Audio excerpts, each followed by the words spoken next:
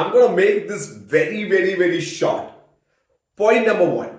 Australia is the luckiest team in the cricketing universe right now because the first three matches of this Ashes was, the last moment, the last day. It was almost the game could go in either direction, in the side of Australia or England. We got some thriller matches, but this game in Manchester was always going to be in England's pocket. Then Rain played that massive innings.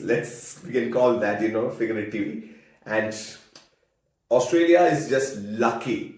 And also they retain the Ashes because even if England is going to win the fifth test, Australia, they'll only be able to tie the series, which means Australia, who already has the Ashes with them, will retain that. But if they can make sure that the game ends in a draw, or if Australians can win it, then Australians can win the Ashes in England after like 20 years or so. And that's nice. Let's talk about Pakistan versus Sri Lanka.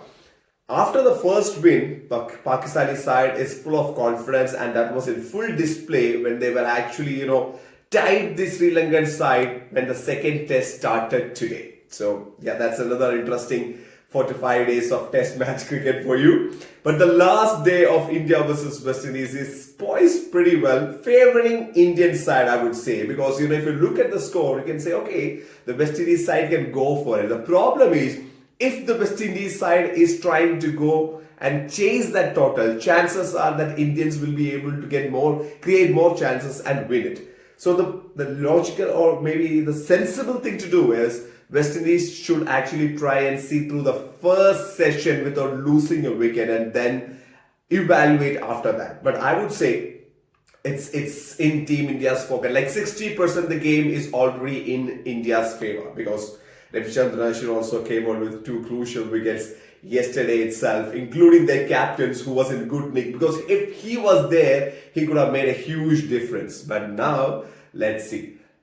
Don't count out Chandrapal because he's a player who has lots of patience and can anchor in one set. Maybe some others can see if the target is achievable. It's an interesting scenario, but I think the odds are stacked in favor of Team India at the moment. Like I said, this is my third recording in last 4 days. Unfortunately, I was not able to upload that, so I'm not gonna detail all the intricate points right now. We'll do that after the game probably. But yeah, very interesting day of cricket. And also, the football season is almost there. I'm sure you guys are keeping tab with Inter Miami, and Lionel Messi and his free kick goal was making waves, especially across the American continent. That was fantastic. But over here, we could see that all the teams were Premier League teams. They are actually preparing for the next season. The warm up and the friendlies have already started, and it's all good happening, fun out there. Now, another big news from the basketball universe is we are all preparing for the FIBA World Cup. The basketball World Cup is almost here, and the American side, which is the most fancy side, they don't have superstars of the game playing for them.